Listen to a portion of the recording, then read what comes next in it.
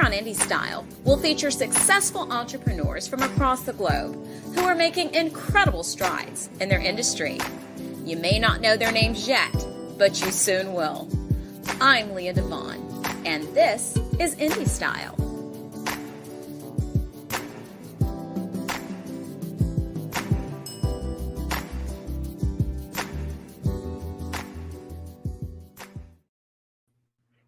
Hello, everybody, and welcome to Indie Style. I am your host, Leah DeVon. We have a super exciting show planned for you today. I tell you, my producer, Mackie, was like, yes, I'm so excited. I can't wait to learn about our guest. His name is Earle Holder. Earle is a Grammy judge. He is the CEO and owner of Headquarters Mastering Studios, which is a world-renowned mastering facility right in Atlanta, Georgia. With over 30 years of experience in the music industry, Earle has established himself as a highly sought-after mastering engineer, working with top artists and record labels from around the globe. I tell you, we're about to get into it. I am super excited, and I cannot wait for you to meet Mr. Earle Holder. Hi, LeVon. How are you? Hello. How are you today? No complaints. Life is good. No complaints. I know. That was like a fabulous bio. I was like, world-renowned. Well, Grammy. You did it. You did it. No. I tell you. So, Earle, welcome to Indie Style. So, we have never had a mastering engineer on our show before. So, we're excited to kind of learn about your industry, and you're incredibly successful. So, hopefully, you'll be able to impart some knowledge on those who are wanting to kind of do what you are doing. So tell me a little bit about your background and, your journey into the audio mastering engineer world. How did you get started? Well, to give you a little short synopsis here, I've been in the audio industry for over 3 decades now, starting as a recording and mixing engineer before transitioning into mastering. But my passion for music and technology led me to explore the art of mastering, and I've been fortunate enough to work with a wide range of artists from various genres worldwide. Mm-hmm. So that's pretty impressive. Yes. Thank you. You're welcome. So let me ask you this. So you've been doing this for 30 years. So tell me some memorable experience or, projects that you've worked on throughout your career. Well, I could tell you one. A recent project I had, which was pretty exciting. Okay. So one memorable experience was working with the New Edition show recently when they performed in Times Square, New York. I don't know if you remember the Dick Clark special that comes on every year. Well, I was called 24 hours before they were supposed to perform. And they asked me if I could master their show, which is what I did. It was a fantastic opportunity to collaborate with incredibly talented artists and producers from my time, actually. I've also worked on the show Power, as well as Yanni and T.I. Another highlight was my role as a mastering engineer for Public Enemy for the last 20 years.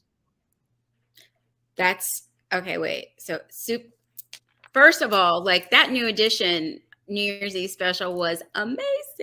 I mean, they're timeless, first of all, and to get to work with them, I mean, I like that they're coming back around. A lot of our artists from, the 90s, early 2000, that really were on the scene doing really good music are now coming back around, and their music is just, everybody's embracing it.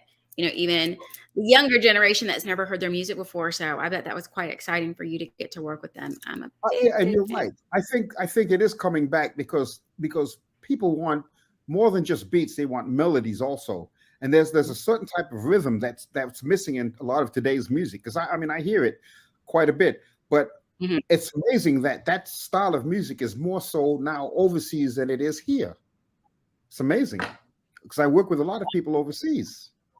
Right. So let's kind of talk a little bit more about exactly what a mastering engineer. Tell everybody what you do. What does a mastering engineer do to recorded works? Sure. What do you do? Okay.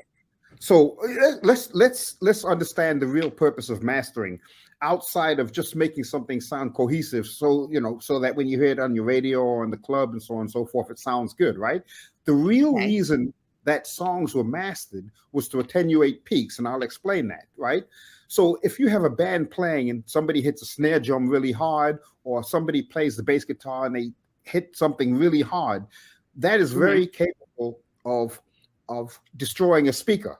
That peak, that sudden sharp sound can destroy a speaker. So what mastering does is attenuate or bring down those peaks by using a compressor and bringing up the low volume areas, but not fully bringing it up, right? Making it so that it still has a dynamic content. It's still dynamic. The limiter is what stops it from past zero, which would destroy the music and create distortion. Okay. So you kind of, sometimes I'm always like, okay, talk to me like I'm a newbie. I mean, and I understand, like I'm 5. Talk to me like I'm 5. If I'm coming to you. Here we go. You ready? You ready for this? Okay, just go back to recording. Let's say recording, right? A recording engineer, just make it comparable to making a cake, right? A recording engineer is somebody that grabs all the ingredients to make a cake: eggs, flour, sugar, and so on and so forth, right? That's the recording. The mixing is somebody throwing it in a bowl and mixing it up so you can't tell the difference, right? That's the mixing engineer. So it's balanced. Look at the smile. The mastering engineer now takes that bowl that's cohesive and puts it in the oven, and it comes out with a nice top. It's very blended. It tastes very well, right? That's what mastering it is. It puts the cherry on top. It makes everything, for lack of a better word, more palatable to the ear. Everything is balanced and smooth, because our ears don't like a lot of peaks and loudness and softness and loudness. It wants it smooth all the way across. That's how we like to hear things, what they call kind of like the Fletcher-Munson curve. Okay, that was such a great explanation, first of all, because you use sweets to do it, and I love sweets. And that literally, I was like, well, that's the easiest way to understand it. No, like literally, I was like, okay, he's using, okay, go. I mean, you caught my attention, first of all, but literally, I don't know if you were to write a book of some sort and literally put that example as to what that is, everybody would have an aha moment. That was perfectly explained. Literally, if you were sitting in front of a group of 5-year-olds, even though, of course, you were very articulate in explaining, they would understand. That was perfection. Well, thank you. You're quite welcome. You're welcome. So now that we understand what it is that you do, so like what sets your approach in mastering? What sets you apart from other engineers that are in your field? Okay, so let me explain, right? So my approach, it focuses on preserving the artistic intent of the original mix while enhancing its overall sonic quality. Okay. Now let me put that in another thing, right? Take a woman's face, right? And she puts on just a little bit of makeup. It enhances her beauty, right? She doesn't put so much on that it changes her look. If she does that, somebody's not going to be satisfied, most likely herself, right? If somebody's putting the makeup on her. It's the same thing with the producer. If they give me music to master and I completely throw all kinds of effects and things like that my way on it, they're not going to be happy. So what I have to do is just enhance the sonic quality of what I've already received. In other words, I prioritize the transparent communications with the artist and producers to ensure the final master meets their expectations, so they don't have a weird moment. I want them to have a aha moment. Well, he brought everything out. There's a certain amount of clarity that they didn't hear before, and that's what makes them happy. So you put your sonic signature on there, but you clear it up. You cleaned it up. Wow. No, that makes a lot of sense. And that's true, because I guess if you walk into a recording studio to hear your music and you're like, wow, wait, is that mine? Yeah. Wait. Right. It's been so distorted and so, I don't know, over reverbed or whatever, as you said, mixed, that the artist is like, wait, is that mine? So I understand what you're saying, because of course I've heard your beautiful work, and it does. It just, it brings out. I got a chance to do your album. You remember years ago? I do. And you just like, You were like the bomb back then, but there's just so much that I'm excited and so proud and excited for all that you're doing.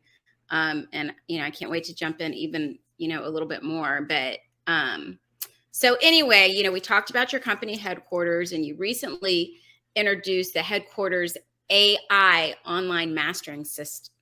You're just very fancy now. Tell everybody what that is, and how does that work? Okay, so all right, so I'm gonna give you a high level, and then I'll explain it in a second, another way, right?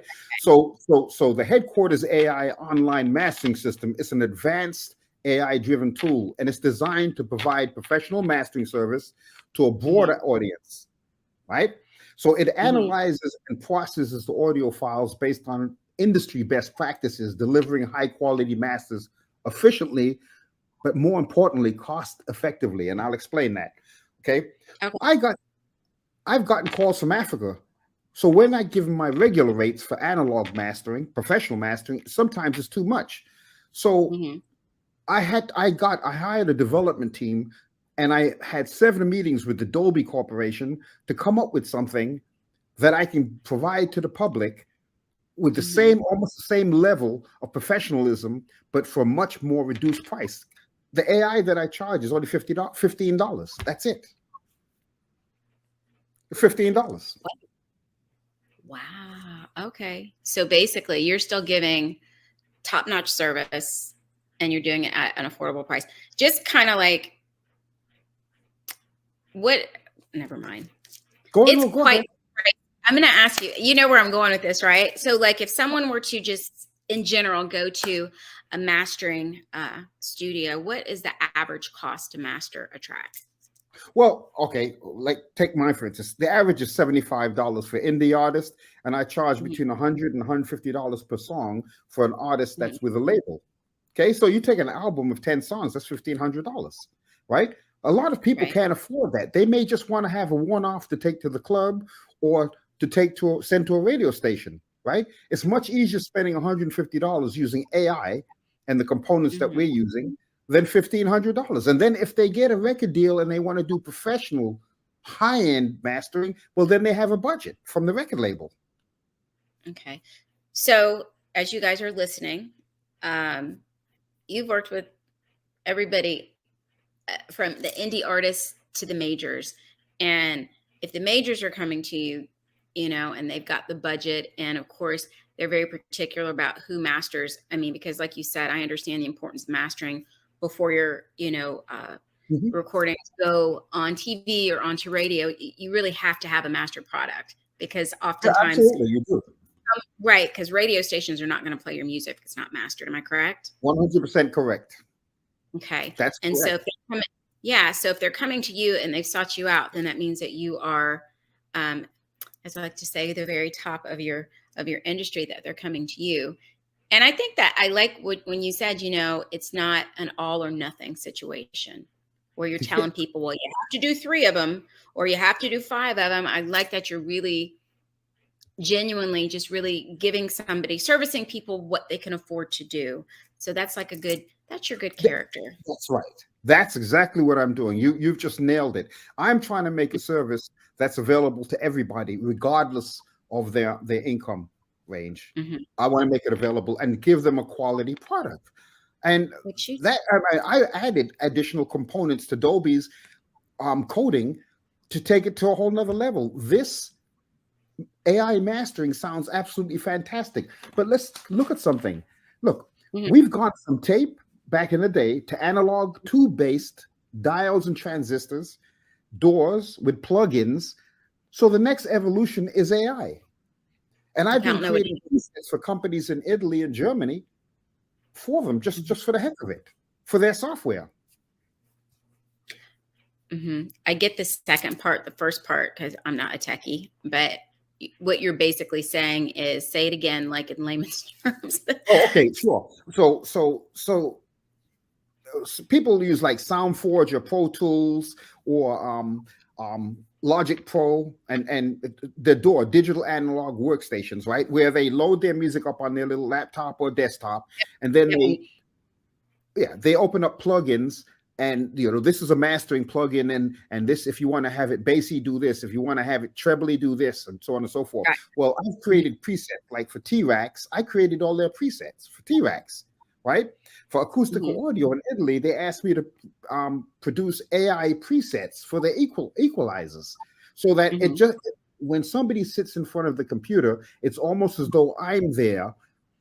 When they click on my name, it chooses what I would choose, because I've given them 3 gigs of settings based on the type of music. This is where we're going. There's a natural evolution for AI. Mikey, this, I Mikey's going, what? Who? What? This is that's insane. Yes, but see, there's a natural evolution to this, and as a result, there's going to be resistance. You remember in 2003 we created Hobble, right? And that software went around the world and was being sold in 116 countries. And I became the Jason Blair of the internet until Sound on Sound did a write-up, a review, an EQ magazine, and said it was the best software of the year, and it went around the world. So you can't deny technology. I don't care what you say. You have to just step your game up. Well, it seems like you have done that. And again, like I said, I appreciate that you're explaining it and really breaking it down, because, if there are, because I mean, once you start talking about Pro Tools and Logic, I mean, I know what those are, but I like the way that you explain them. And the fact that you can press a button and Earl's there with you, like, what? Who? Huh? Yes. It's crazy. That's exactly what's happening. That is amazing. You are just like, I can't. Are you guys listening to this? This is amazing. And he's in Atlanta. No, it's very like I said, I'm always so excited when we get to do shows that we get to introduce the world, because we're global, to people like you who may not know who headquarters is right now, but you are global with what you're doing. And so that's what I get so excited about, that we have this platform to share, because that is insane to me. And FYI, just backing it up, that Dick Clark New Year's Eve performance they did was so good. It was all over Instagram. Yes. Everybody's like, did you see New Edition? Did you see New Edition? I was like, oh my gosh, yes. Okay. Yes, it was so great. Let me ask you that. So have you encountered any challenges in developing your headquarters AI system? And if you did, how did you troubleshoot them? Well, sure. Okay, so let me just sum that up for you in a way, right? So developing the headquarters AI, it was a complex process, and it involved extensive research, coding, and testing. So we faced challenges in fine-tuning the AI algorithms to accurately analyze and process audio files, right? So by collaborating with Dolby, which I had 7 meetings with, and incorporating their insights, we're able to overcome these obstacles and create a powerful tool. You see, approaching this major corporation, because everybody's heard of Dolby coming up. Dolby was in all the sound equipment, right? But I know that they're an excellent sound company that comes up with great algorithms. So we took those algorithms that they have, and I hired a development team. Well, they were in Netherlands, Australia, Florida, and actually Alpharetta. So it was 6 of them, along with my friend Jared Sutherland in Australia. His family actually owns part of the Fiji Islands, just to tell you, right? So came together with them, and I said, this is what I want to do. I want to create this program, this AI program. I know there's 2 other companies out, but I want to be better. I want the newest of the newest when it comes to algorithms. And we hammered it out, and we did it. When I tested it on hundreds of songs, I couldn't believe it. I told Marilyn, my wife, right? I said, "This sounds." Marilyn. Yeah, she's in the bedroom in the back. But it sounded like I was using $50,000 worth of equipment downstairs to do it. It sounded almost the same. I was mind blown. I was awestruck. I said, "This sounds perfect." So when you say we, and I know that you are the brain behind operation, because you are just really passionate about what you do. I can tell that you have learned your craft to the T.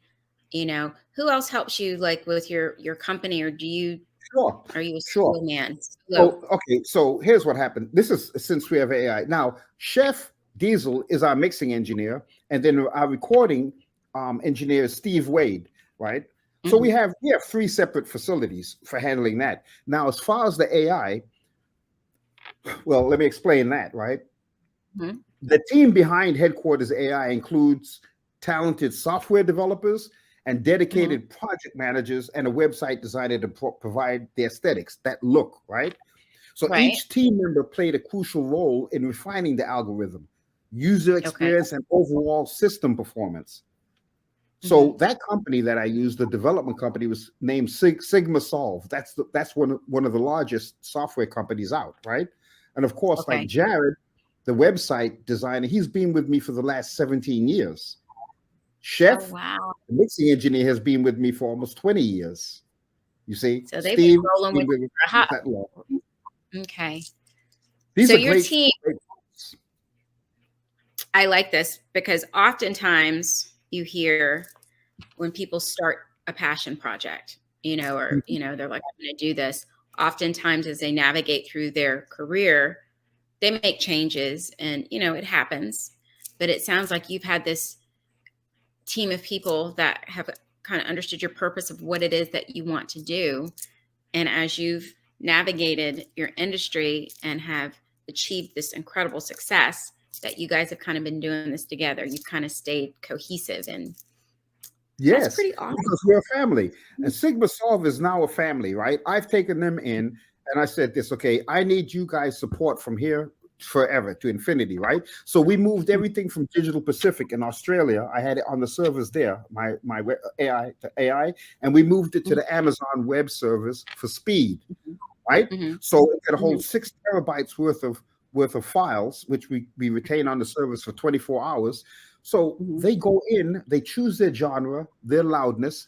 As it's uploading the file, it's adding the dynamic content, equalizing the file, adding the limiting, the stereo imaging, the whole 9 yards. And they get to hear before and after, before they even decide they want it, before they decide to pay it.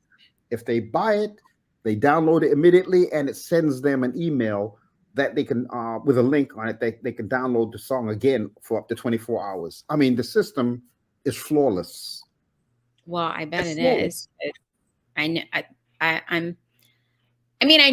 know what you do, and I've always known what you do, but to the extent of what you do, that I did not know. Did you get that little ditty? Yes. I mean, it's been somewhat of an uphill battle, because there are challenges when you're developing new software, as what happened 20 years ago when we had Hobble, right? Because I'm gonna tell you what the biggest challenge is. The biggest challenge, and I will say this to people out there: when you have a dream, go for it, because you're always gonna have what they call haters, right? You're gonna always have people that are going to negatively approach what you say, what you're trying to do. You have to learn to ignore that and just move forward, because it will stifle you if you let it get to you. That's really, really good advice. That was one of the questions I was going to.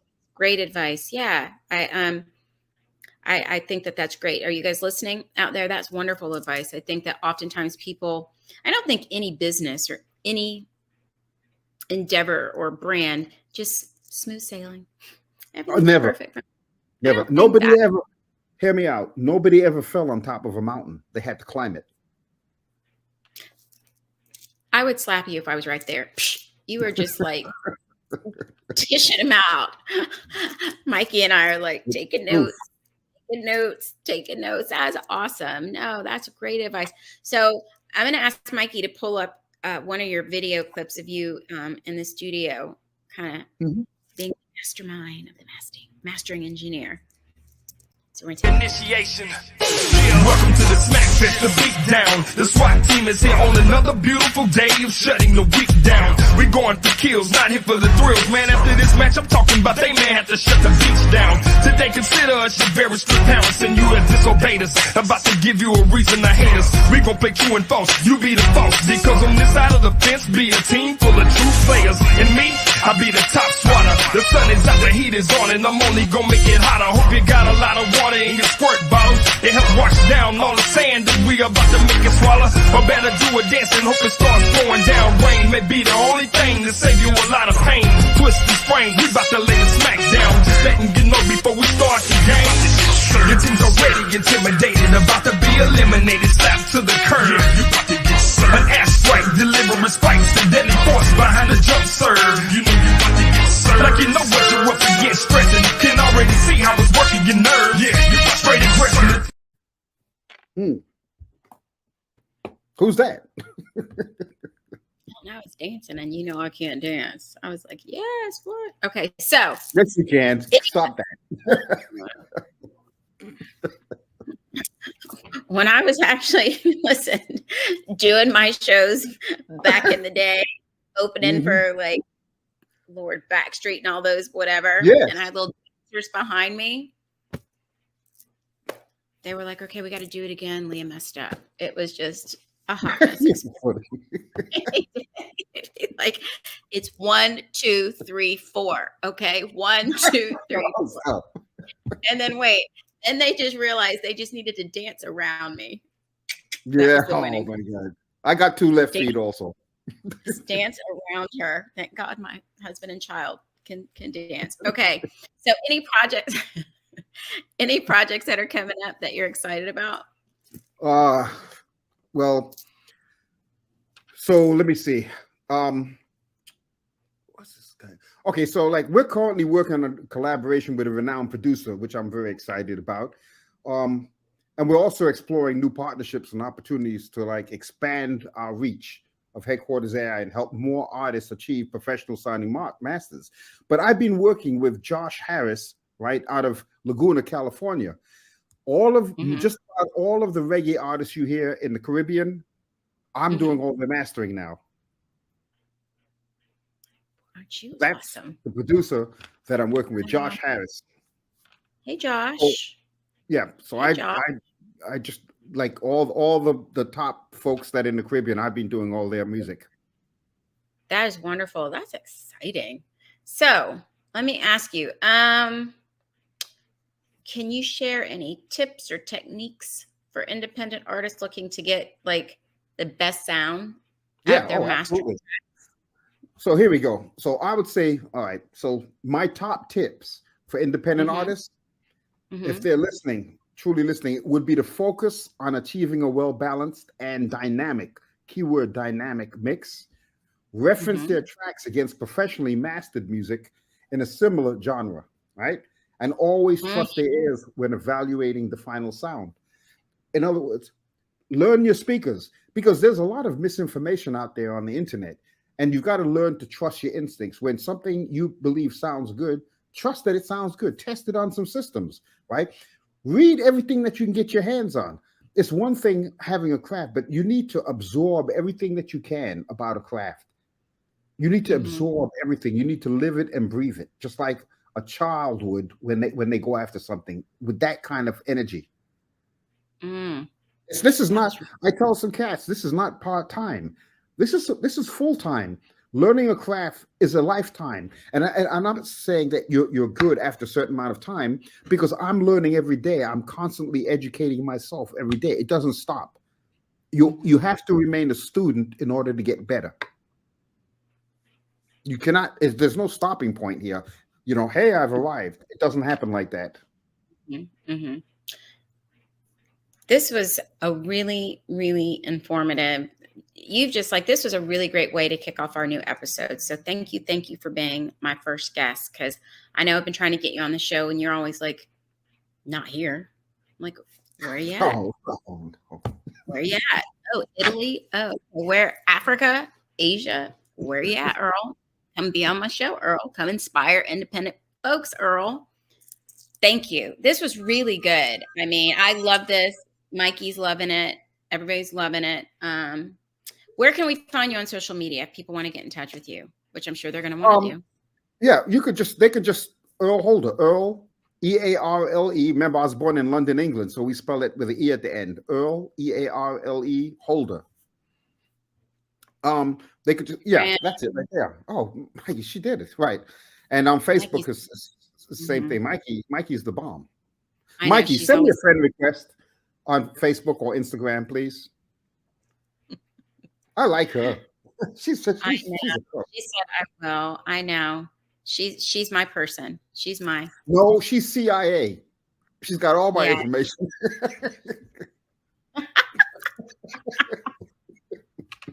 I have to be her friend.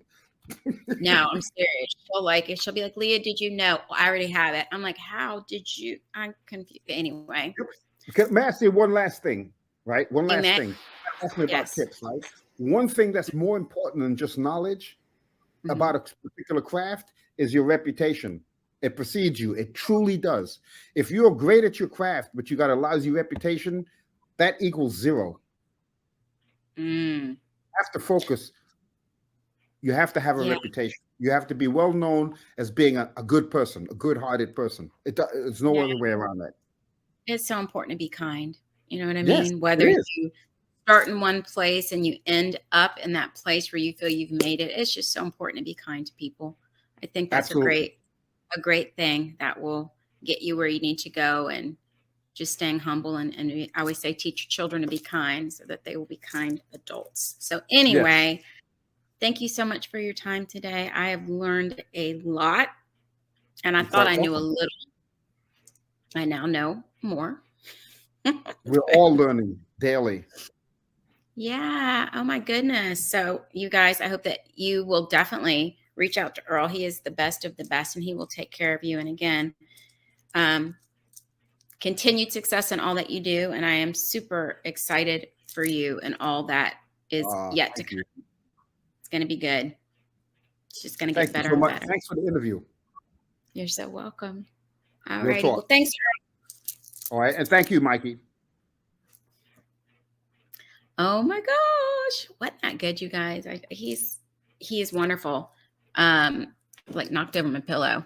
But anyway, I hope that you have enjoyed meeting the wonderful Earle Holder. And until next time, I am Leah DeVon. You be well.